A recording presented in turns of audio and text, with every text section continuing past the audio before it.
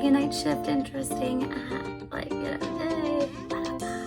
Me on the road to recovery, you know what I mean? Hi everybody, welcome back to When Life Gives You Lemons.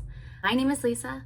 If you are new here, this is a channel regarding, at least right now, regarding my battle with Graves' disease and all the stuff that comes along with that.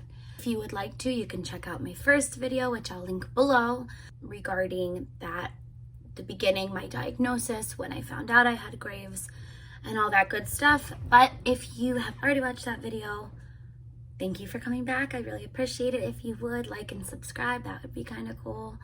I don't know how any of this works, but it's nice. A lot of you have reached out regarding my first video. A lot of you didn't know what Graves was, just like I didn't. And I'm glad that my video helped kind of open some of those doors and conversations and understandings so everyone can kind of be on the same train as I am. So this video today is going to be all about my total thyroidectomy. So if you're interested in learning about that procedure, my experiences with the procedure, and what went wrong with my particular procedure, stay tuned. So here in the video is where I'm going to warn you that I'm going to post some pictures of my incision site and everything thereafter. So it's a little bit graphic if you're squeamish. I'll put timestamps down below so you can skip over if you don't want to see pictures of my scar or the progression of it or whatever it may have you, because I am going to start posting pictures. If you watched my first video, you'll know I was diagnosed with Graves' disease on June 1st. So if you don't know, Graves' disease is a disease that attacks your thyroid gland as well as the protein behind your eye.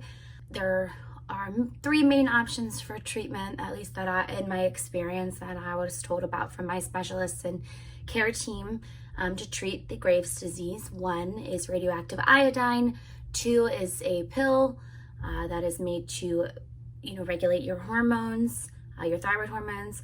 And three is a total thyroidectomy or partial thyroidectomy, depending on your specific situation. I go into detail about what each of those entails in my first video, so if you're curious, again, check that out. I will link it below.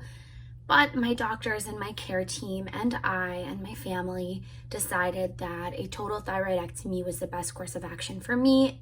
Ended up almost being really the only course of action for me, because I was on the drug methimazole, which is one of the options to treat Graves. I could be on it long term. However, it was messing with my liver enzymes, which is bad, and that actually pushed my thyroid surgery, which I had already had planned, into overdrive. So let me get into the story from planning my thyroid surgery to now.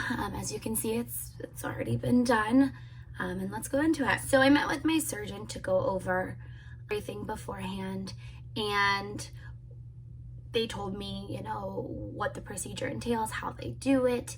They go in through a small incision in the neck and take out your full thyroid, asleep during the procedure. They keep me overnight one night because the thyroid is actually very closely related to your parathyroid glands, and everyone has 4 parathyroid glands. So the reason they normally keep total thyroidectomy patients overnight is because it's very difficult not to disturb a parathyroid gland when you're taking out the full thyroid. And so they want to make sure that, one, that those are intact, and two, that my calcium levels, which is one of the things the parathyroid gland controls, are intact, and that they stay intact, and that my calcium levels don't drop drastically or anything, because apparently that's pretty hard to regulate. So I knew going into my surgery that I would be there overnight, and that they would just be regulating those levels, making sure everything's okay, and then the next day I'd get to go home. So originally, and like I mentioned in my first video, we had planned the surgery for July 15th.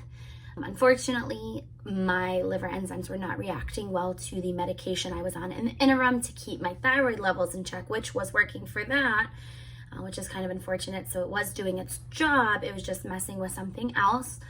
That pushed my surgery. I got a call on Thursday, I think it was. My endocrinologist was like, I think we need your surgery as soon as possible because we need to get you off this medicine because it's doing damage, and that can be really bad if your liver is not in good standing, especially going into a surgery where I need my thyroid levels to be good. I would need to be on the medication to have the surgery, but I would need to go off the medication because it's hurting me. So through some strings my endocrinologist pulled when she saw that my liver enzymes were being affected, she talked to my surgeon and my eye doctor who specializes in Graves, and they were able to get my surgery done on June 22nd. I found this out on Friday. My surgery was set to be that Monday. So it was a really quick process from A to B, but I was really grateful at that point. I'm ready. I had talked to a bunch of people that have had their thyroid completely removed, whether it's from cancer, Graves' disease, etc. I have a few people in my life who have experienced this surgery. All of them said it was the best decision for them, that recovery was easy, wasn't difficult at all, and that, being on a drug for the rest of your life to monitor your thyroid is really just not the worst thing that could happen. I know a lot of people think, wow, you have to be on a pill for the rest of your life, but you have to think about it. People take vitamins, people take supplements every day. It's really no different. Birth control, that doesn't bother me at all if I have to take a pill for the rest of my life, and that's the worst thing that I have to do, then I'm gonna do it. So I was pretty at peace with the decision to go into surgery. At that point, obviously, this has all happened so very fast. Sorry, I had to move things around a little bit. I think it's pretty important here to mention that Graves' disease is for life. There is no cure. There is no magical pill or magical surgery that's going to take away Graves' disease. And I know that. That has been very clear from the beginning of all of this. And my road is going to be different than your road or your friend's road or a family member's road. And this was a decision I came to with, the help of my doctors, my specialists, research I did on my own. Trust me, if you know me, you know I Google everything and anything that comes into my brain. So this decision wasn't made lightly. Sure, it was made fast, but again, we were kind of running out of time because my body was not reacting well to the medicine I was on. So that's really important to remember. My experiences are going to be totally different than the next person and the next person and the person before me. So I just wanted to make that clear. So I found everything out on the Friday that my surgery had been pushed to that Monday, and I was excited, but I think through that weekend, the nerves really started to set in.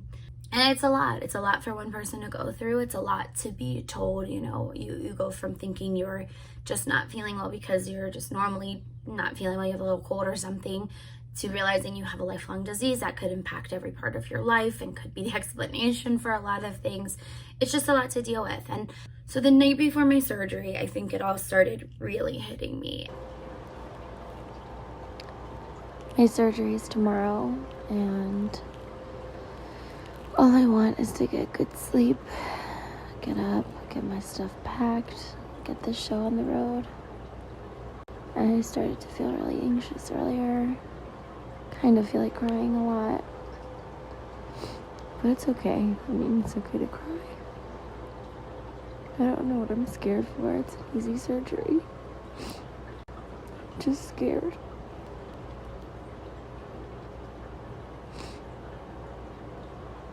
As you can see, I really started getting anxious. And I've had anxiety for the last couple years. I've been given medicine for it, which now I know is likely due to the Graves. It's been a challenge the past year or so, and I've dealt with that, separately to everything, because again, I didn't know I had Graves until recently. But I really think the night before my surgery, so that Sunday night, really started to hit me. It's surgery on my neck nonetheless. I've had a total foot reconstruction, and that was hell. That surgery was a long surgery. They completely tore my foot apart and put it back together. Recovery time was intense. I was 3 months non-weight bearing, 10 months in intense physical therapy, learning to walk again on my left foot. So I've been through some pretty intense surgery. I wasn't really scared about that because, again, the people I've spoken to that had gotten this surgery prior said, it's pretty simple, but the idea that it was on my neck really kind of freaked me out. Really close to my face, feels a little bit more personal than my foot, which is farther away from my face, which I know sounds kind of crazy. I'm the kind of person who if I want to do something that scares me, makes me nervous, makes me anxious, I have to just do it. So it was really good for me that I didn't really have time to sit and think about surgery. It was kind of just, let's do this. Okay, in 3 days, let's go. So it couldn't have worked out better for me, but it definitely caught up to me the day before surgery and the day of surgery. So I woke up the next day, that was Monday morning, and I was really nervous still. Of course, I didn't sleep very well that night before. I was anxious, as you saw in the video. I wasn't feeling good. My belly was in knots. I was nervous. I kept breaking into tears, and I couldn't figure out why. I was so nervous, I felt like I was going to throw up. The medicine I had been on, the methimazole, the meth that I was on, when I would take it initially, it would make me feel like I would have to throw up instantly. I don't know if that was just a side effect I've experienced or if that's something common. I don't know, but it would make me feel really, really ill, like in the 30 minutes that I took it, and then it would subside and I'd be okay. So I don't know if it was like a mixture of that and butterflies and just general anxiety.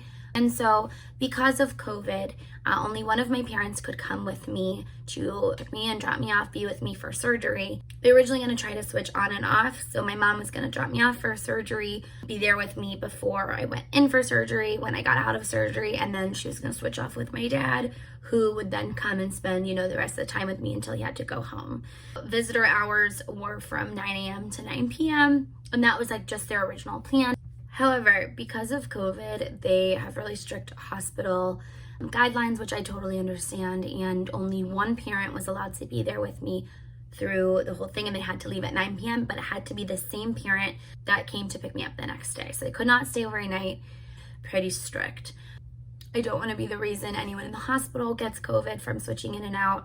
I totally respected that decision. So my mom drove me to the hospital.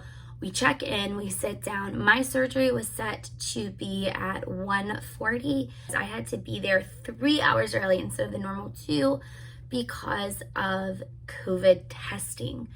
Now, I needed to get a COVID test, of course, before my surgery. I'm not 100% sure how that would have impacted my surgery had I been positive, but, I totally get it. It's just standard, something you have to do before you get surgery nowadays.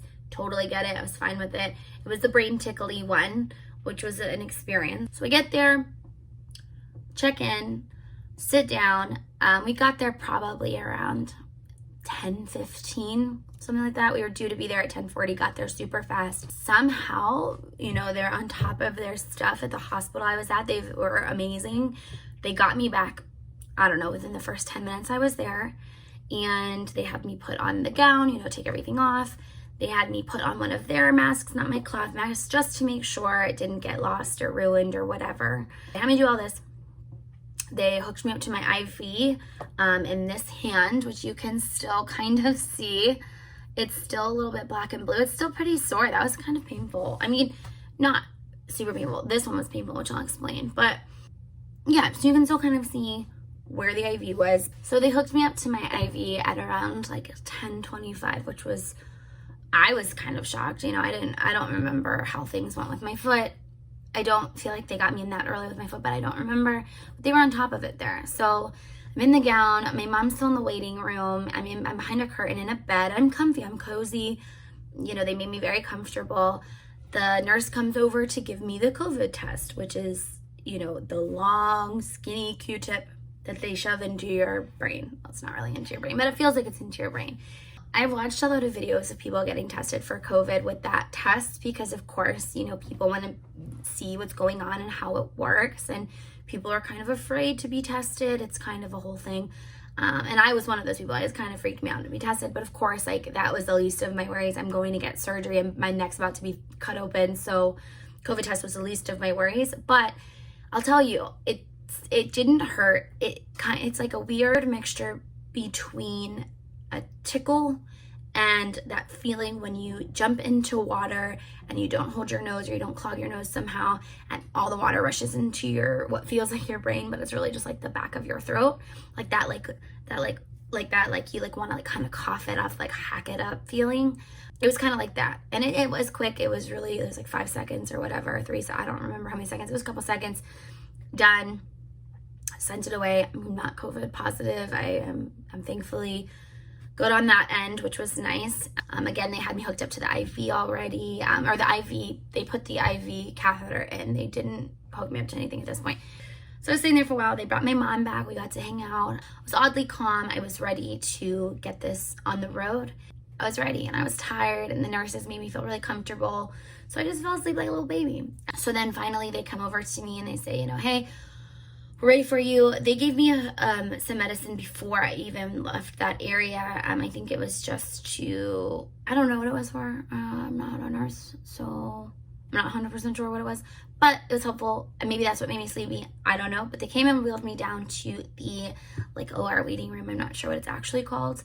We all got heated blankets, which was nice. I felt like a little baby. I was a little bit more anxious down there just because things are starting to get real. Still super comfortable.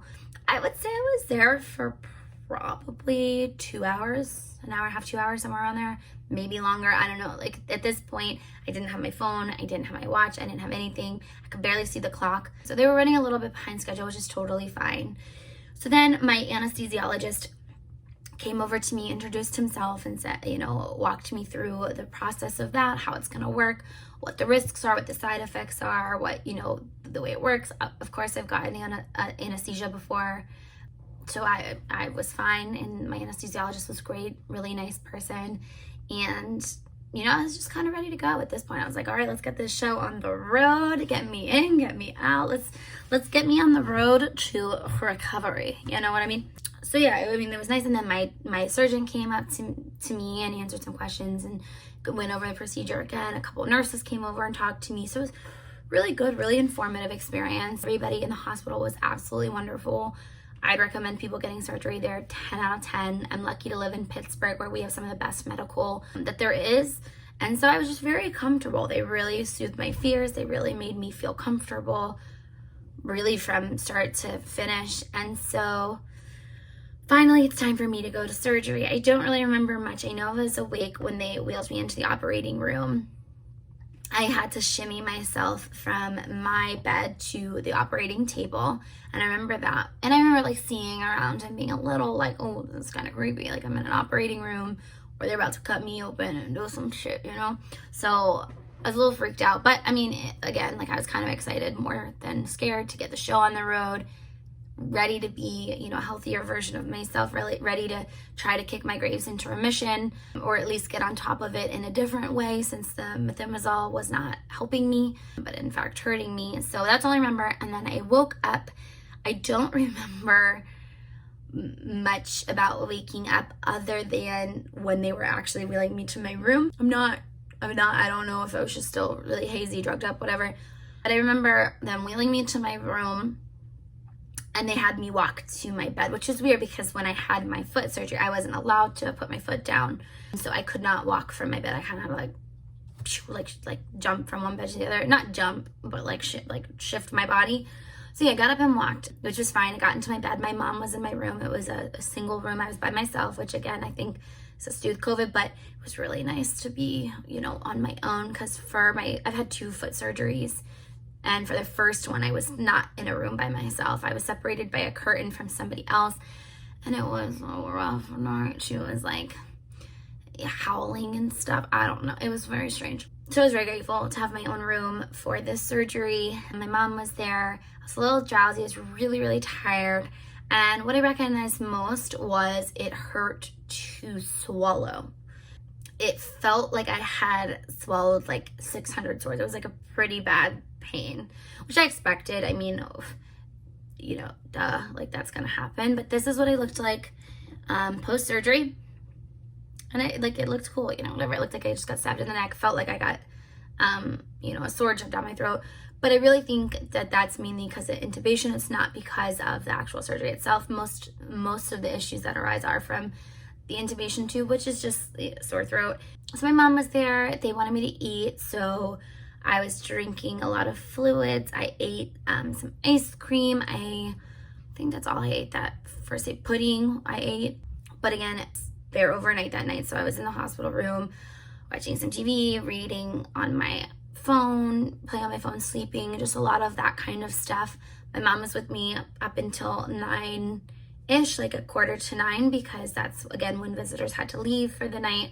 So I said goodbye to my mom. I really wasn't in like a super amount of pain. I had to take Tums, a lot of Tums. I don't remember the exact, I think it was like 2 Tums every couple hours. And then I had Tylenol with codeine if I wanted. And so like if I requested, they'd give it to me, but that was what I had to manage pain. Nothing, crazy, or nothing like Oxy or anything like that, which is what I had to have for my first surgery, because that one was, probably 100 out of 10 on a pain scale type situation. This one was not, just sore throat. And let me tell you, they got me this spray. It's Chloraseptic sore throat fast acting numbs on contact spray. And it was prescribed to me. And I mean, to me, it felt like I was drinking this, but clearly I didn't use a lot of it. I felt like I sprayed it down my throat like every 2 minutes. Because it numbs your throat. Like it numbs it, it makes it nice to swallow, it doesn't hurt as bad. So I truly thought I used like half this bottle, but I guess I didn't. So maybe my throat didn't hurt as bad as I thought it did, but I had this and it was a true lifesaver. So if you're getting a total thyroidectomy, if they don't already give you this, which they had it for me in the hospital, I didn't ask for it, I didn't even know what it was. Chloraseptic, definite recommendation from me. That is something that really helped. My mom leaves at 7:45, and I'm tired, I'm ready to go to bed. I'm very comfortable, like I said. It felt, so the other thing I will note about my surgery is it felt weird to like turn my head, but when my surgeon came in to check on me after surgery and just to check how, how I was doing, how I was feeling, tell me how surgery went, she said, don't let yourself become, Frankenstein. Make sure you're moving your head as much as you can, stretching yourself out, because I see so many people after surgery who are like afraid to move their head because it's on your throat, and then they get real stiff and it's even more uncomfortable. She said there's no harm in moving your head. Just try to do it as much as you can to ensure that you are able to do it, like that you're not gonna have a stiff neck, because that's not fun. So I did that a lot. That did feel weird. It hurt for a little while to, turn my head. But the more it was like stretching out a sore muscle, the more you do it, the better it feels. So I did it a lot. Like I was able to go like this faster than I was able to, putting my head back still kind of feels weird. It doesn't hurt. But this was scarier than, doing that and like turning my head. So that's a tip. If your doctors don't tell you, for someone who might be watching this, that's going to get a total thyroidectomy. Move your head, don't be afraid, just stretch it out. Kind of feels good, kind of hurts. It's like like I said, it's one of those pains where, if you're stretching out a muscle, it's kind of what it feels like. It's like a good pain. It's like, you need to do it. So it feels like you're doing something successful, but it hurts to do it. So keep that in mind. That's what I was doing. So that is the swallowing and that were probably my biggest pain. I didn't really feel the incision much at that point. I had glue on mine now, so this is what my scar looked like right after surgery, and then I'll flash pictures of it throughout, so you can see kind of what the process of healing was like while I was there. So it's about, I'd say 10:30. I was ready for bed. I had taken Tylenol with codeine, made me really tired. Nurses and stuff had to come in, like I think it was every 4 hours, just to make sure, check my vitals, make sure everything was going okay, see if I needed anything. Again, they were on top of it.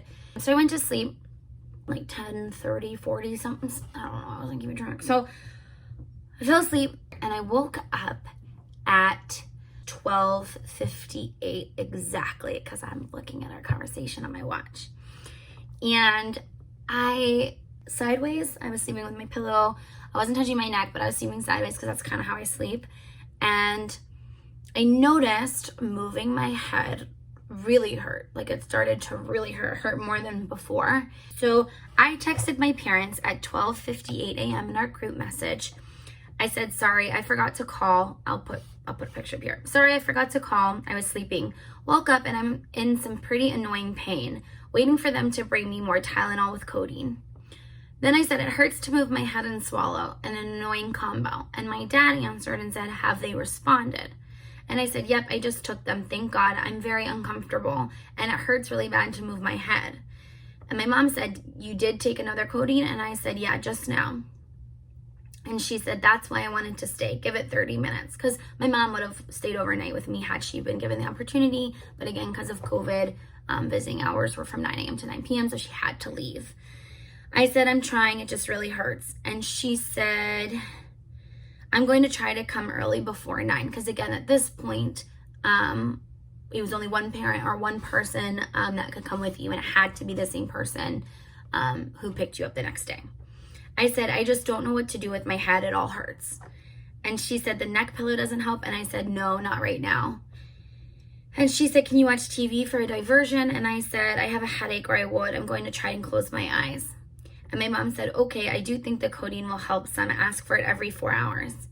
So before I got my surgery, and in the first video I go over this as well in more detail, one of the things my surgeon and my surgeon's resident told me that could happen, a 1 in 300 chance, is that once they remove the thyroid, blood could pool, like rush to the area of the removal where your thyroid was and cause a hematoma, which again is like blood pooling, I believe.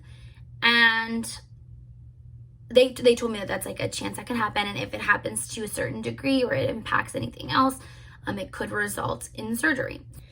And then I sent them a picture of my neck. And I said, my neck is super swollen now. And I was like, what the hell? And I like poked it and it felt big. And I was like, oh shoot. And this was at, like I said, this was at 1:34 at this point. So like 45 minutes or 40-ish minutes after I texted my mom and dad originally.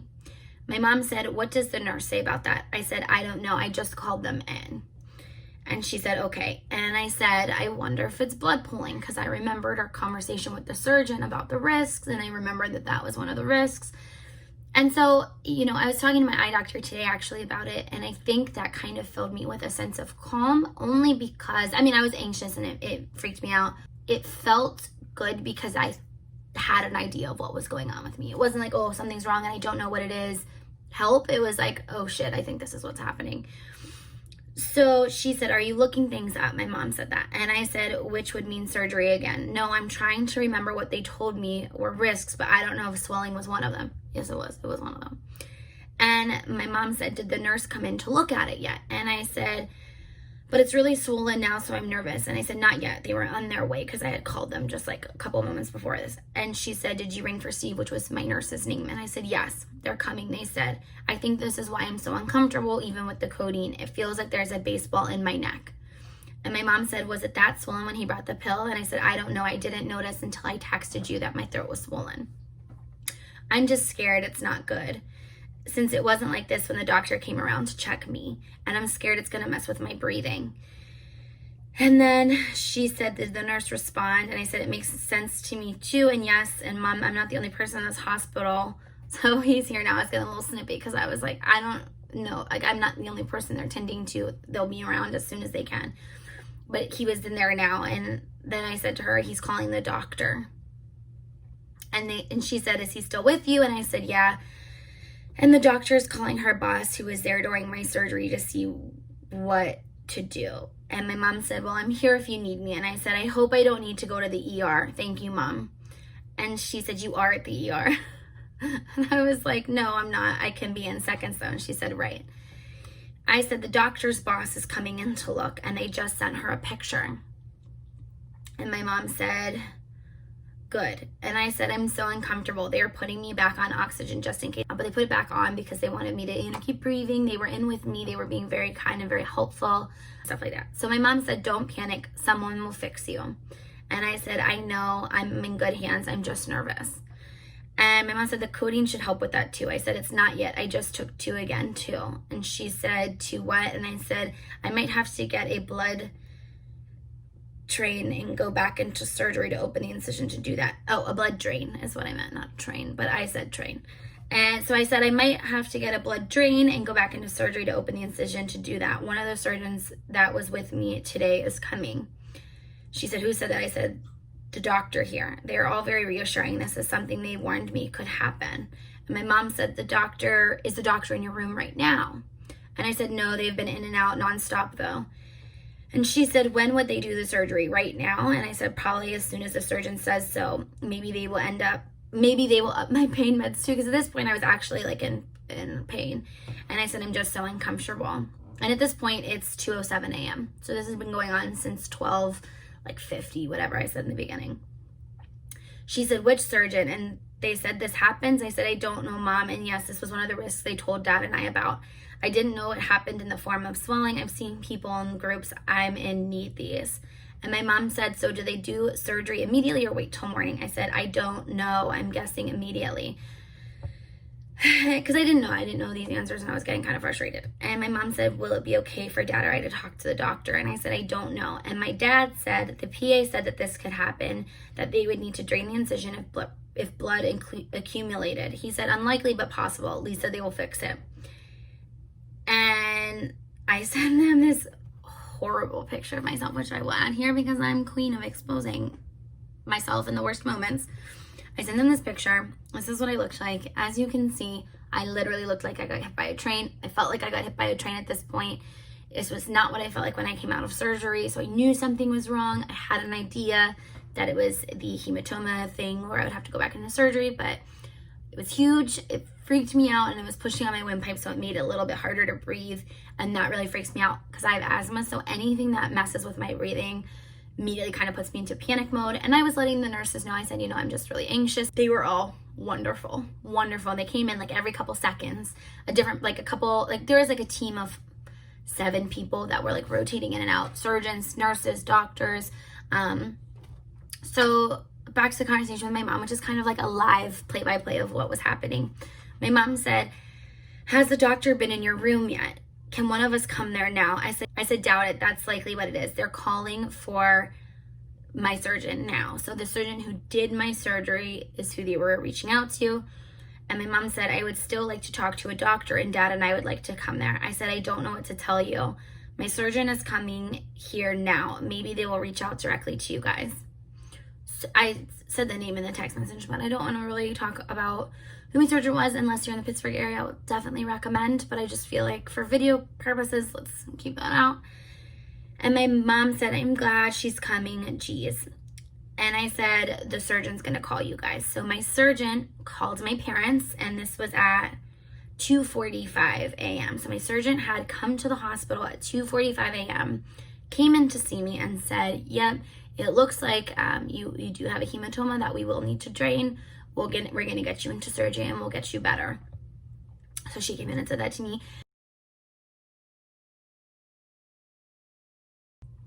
Hello, we're back. Had a bit of technical difficulties. I don't know what happened. I don't know what these accents are. I don't know what happened. My phone just completely shut the bed or shut off or whatever. Thought it wasn't saved. It did. So we're good. Thank you. It didn't delete 45 minutes of video. We're back on track. We're ready to rumble. Let's get back to it. So where I left off is, well, for me, it's kind of hard to remember, but, they called my surgeon. And my surgeon came in to see me. I had that big baseball thing in my neck, and my surgeon was like, yeah, we're going to operate on you. And the nurses will be in to get you ready for surgery or whatever. So from there, that was at 2:48 a.m. From my surgery, that was around, I would say, 2:40 p.m. That many hours later, I was ready to go to surgery again. So it was 2 in the morning, or I guess 3 in the morning at this point. They got me into the hospital bed to roll me down to the OR for surgery. They were, like I said, they were very calming. They were very helpful. I was super anxious because, of course, I'm going into emergency surgery at 3 in the morning. My surgeon just had to drive in from her house. I woke her up from her slumber. And I know it's their job, but, it still felt bad. And, it was wild because a few of the, surgeons a few of the residents there were like, I haven't seen this happen, in real life before. This is exciting or whatever. And I said, I was trying to be, trying to keep the mood light when they were reeling me out of my room. But I was like, hey, at least we're making night shift interesting. like, you know, yay. So yeah, so they rolled me down, and I felt like I was in Silence of the Lambs when they were wheeling me down. I don't know why. It was just really eerie. You know, I'm in the hospital. Everyone in the world is sleeping. I'm being wheeled into surgery through like empty hallways that are playing classical music. I look like death. It felt like death. It hurt. I was scared. I was anxious, but I had really great people around me. They let me know that I was going to be awake when they intubated me. I don't really know the reason for that. I'll have to look it up, and if I find something, I'll place it somewhere on the screen for you. If I don't find anything, let me know down below if you're a nurse or a doctor or a surgeon or anything. So we get me into the operating room immediately. Like there's no waiting period. It's right to the operating room. I'm fully awake, fully conscious, fully aware.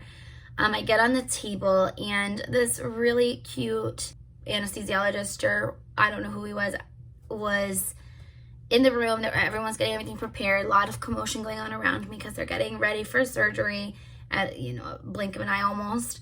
And the guy is like, okay, we're gonna pretend you're at like the worst 5-star restaurant ever, and I'm gonna have you drink this stuff, and it's gonna taste horrible, and then I'm gonna put this other stuff that you're gonna have to suck on, and that it's gonna taste horrible too. So just pretend you're at the best restaurant you can think of, but having the worst meal.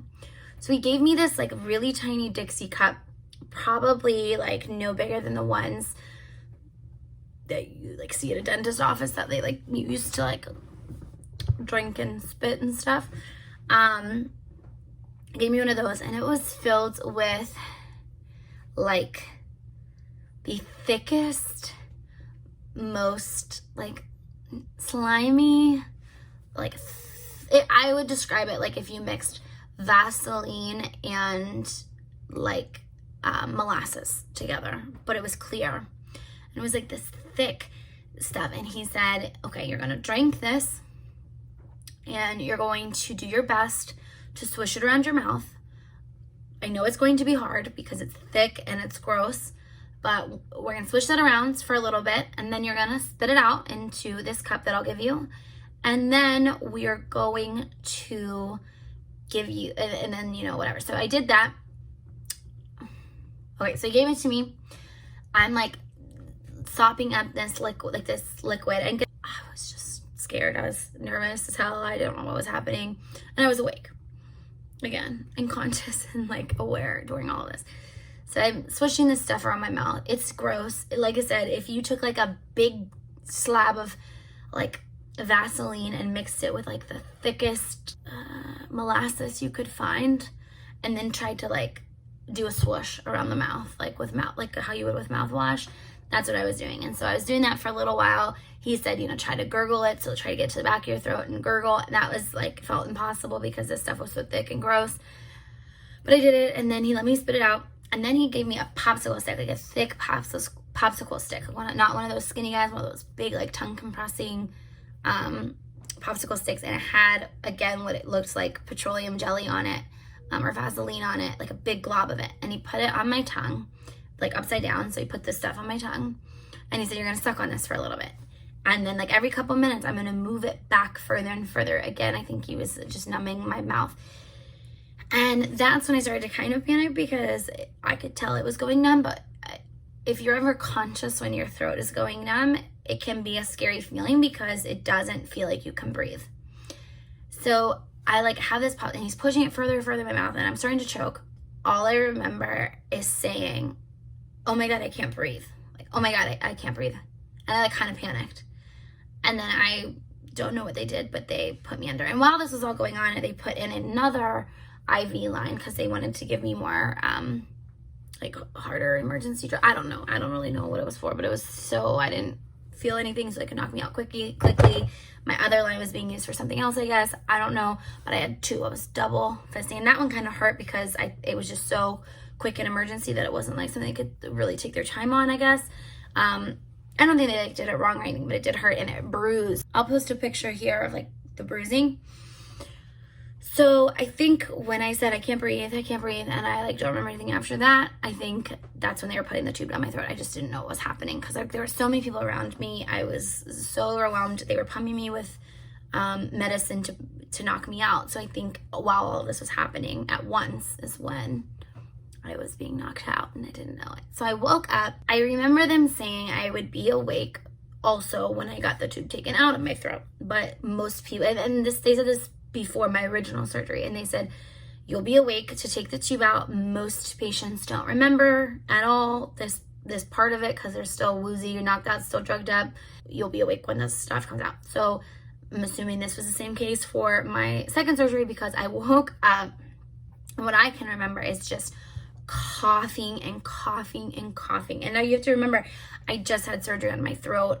It felt like I was swallowing swords, and then it got even worse because this pain that I was in because of the hematoma, and it felt like I was coughing up my actual lungs. Like I don't even know if it was pain because I was on so much pain medicine, but it just like I could not stop coughing for the life of me. And because I was coughing so hard and drugged up and I didn't, I was all over the place, I started exorcist peeing. Now what's exorcist peeing, you may ask? Have you ever seen the movie The Exorcist? Well, there is a scene where her family members are having a gathering and Regan, the exorcist lady or girl at the time, comes down the stairs in front of all of her parents' guests and just starts peeing. But like doesn't pee like a little droplet and then like laugh or whatever. She is possessed, and so she just starts peeing like river pee. And that's what happened to me. I was in the gurney coughing, and it was because I was coughing. I just like lost all control, everything below my neck, and I was peeing all over my hospital bed that they were using to wheel me back. And I am messed up at this point because they put me on harder pain medicine because of all the stuff that I was going through at that moment. And so I'm like laughing, I'm peeing. I like got up because I had to get up and walk to my other bed, like in my actual room. And I was like laughing. I was like, I'm sorry, I just peed everywhere. And then the nurse was like very nice. She was like, don't worry, like we'll get you a new robe and everything. We'll clean the bed. Don't worry about it. And of course, like, I'm probably not the first or the last person that's going to pee on that bed, but I thought it was funny. So I get to my room and my dad was there. They let my dad come in at 3 in the morning because I had the emergency surgery, and he was allowed to spend the night and, into the next day or however long, and he was allowed to not be my mom. And because again, originally they had said 9 a.m. to 9 p.m. Those are visiting hours, has to be the same parent that brought you in originally to be the one that continues to visit you, no other visitors. But because of the emergency issues that I was having, they let my dad come in, which was really nice. It was really good to see him after all of that. I was exhausted. I was tired. I had a port in my neck, which I will post pictures of. I called it my blood locket because it felt like I was wearing a necklace full of my blood. And I guess essentially I was. So it was my blood locket.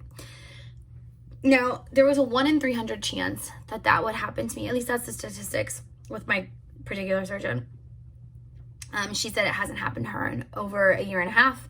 A lot of the nurses that I spoke to after the fact said they had not seen that happen in their time dealing with these kind of surgeries. So it seems pretty rare. I'm just lucky, I guess. But on top of that, there is another small percentage it could happen again.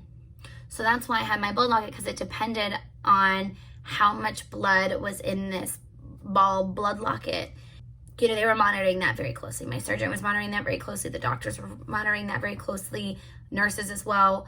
They were coming in every so often to take the amount of blood that I was getting, draining it, coming back, taking the measurements again, that kind of thing.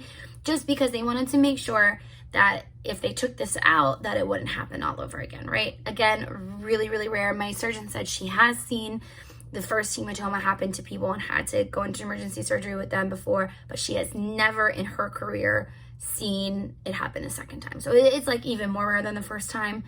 So I wasn't super worried. I mean, I was a bit anxious because I had a rare chance of this happening at the beginning anyways, and it happened. So I was a bit, on edge. But my surgeon came in that morning after my long night, about I'd say 9:30-ish. And she said, if you want, you can go home later in the day today. That's fine. We'll keep monitoring this and just make sure you're good to go home, but you are okay to go home if this is okay by the end of today, or if you feel more comfortable, you can stay overnight another night, just so we can make sure everything is good before you're going home. And I thought about it a little bit, and my surgeon didn't really sound like 100% yes, go home. She said she was okay with it if that was what I wanted to do, but it wasn't like a very glowing, like, all right, you're ready to go home type of situation. And I just felt like, you know what, I've already had the odds against me with this first part. I want to stay another night. I just want to make sure I'm okay, because the worst thing in the world to me would be to come home, get comfortable, and then have to be rushed to the ER or something because this happened again. So I opted to stay another night. I got a lot of rest. Again, using the spray saved my whole life. I had this, blood thing. I went to pee a lot. They came in to make sure I could walk, because originally, again, I was supposed to leave that day. So they wanted to make sure I could walk up and down stairs, up and down the hallway, make sure I could walk without passing out. They did all of that fun stuff. Made sure I was good to go. Like I said, I made the decision to stay overnight another night. My dad stayed with me until like 3:30-ish. I told him he could leave. He was there from 3 a.m. to 3-ish p.m. So there's no reason you need to stay all night again. Like, that's ridiculous. Like, I'm fine. I'm just going to be sleeping anyways. And I did. That's what I did. I just slept. I had a good night. Everyone came, in, the doctors, surgeons, nurses came in to make sure I was okay. Everyone was so great to me. Everyone made me feel so comfortable. I was finally, at peace. I had this thing in my neck. Ironically, the things that hurt the most or bothered me the most, I would say hurt, were my IV ports, or whatever they're called. That shit was annoying. I could not wait to get those things out of my hands. It felt weird to move. It felt weird to sleep. I just wanted to get those out of my hands. I wasn't even connected to anything, but of course they had to keep them in my hands, because if anything happened again, easy access right there. Just like for my first surgery, I already had the one, they put the other one in. It makes everything go a little bit more smoothly if, God forbid, I needed it again. The next day rolls around, getting me in and out. My surgeon came back to see me. Again, I saw my surgeon like 4 or 5 different times from my surgery, which was kind of rare for me, because with my foot surgery, both of them, I saw the surgeon once afterwards, and then back again, months and months later for my follow-up. But of course, in this situation, my surgeon had to come in at 2 in the morning, 3 in the morning, to fix me up. So I saw her a lot, and she came in to check on me a lot. It felt very comfortable, very professional. It made me really confident in what had happened. And I didn't feel nervous or anything leaving. They were able to get me discharged. It was a scary night. It really was. It was definitely an eventful night. Not what I had planned. Not what I had heard either. Because again, I hadn't heard a lot of people saying this time. And I have seen a lot of pictures in the Facebook group that I'm in with people with the drain already in.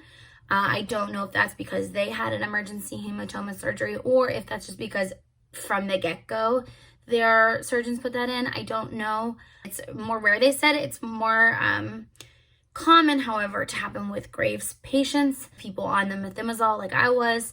So I had a little bit of stuff stacked against me, And then, getting home, I was just sleepy. All I did was sleep and drink a lot of Gatorade, a lot of water. I kept myself really hydrated. My mom made me macaroni and cheese. I was able to eat it. This was technically a day post both of my operations. It wasn't hard for me to eat. When I was in the hospital, I got mashed potatoes and ice cream. Even after my second surgery, I was able to eat them just fine.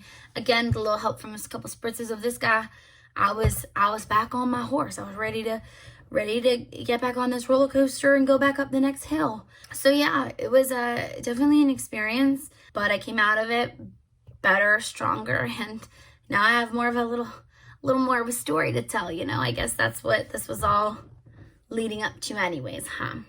As far as the scar goes, my incision was taped, which you'll see through these pictures that I'm going to post all through here. That was fine. I mean, my incision, I think, as you can tell, has healed pretty good. It's crazy because, you wouldn't even know I had surgery, 2 weeks ago? It's that's how healed it is already. I had a follow-up appointment with my surgeon on the 2nd of July, and she gave me the best news ever. She said I could peel the glue off, because at first I was like, you can't peel the glue, you can't peel the glue, you can't peel the glue, because that's what's holding your throat together. But she said at that point I was able to peel the glue. It was already starting to peel. Best thing of my life. So I just had my follow-up appointment with my surgeon, and she said I am allowed to peel the glue off my neck. So this bitch is gonna look a lot different soon. I'm being careful, but she said it could be why it's so itchy still, because it's like just like glue. Ugh.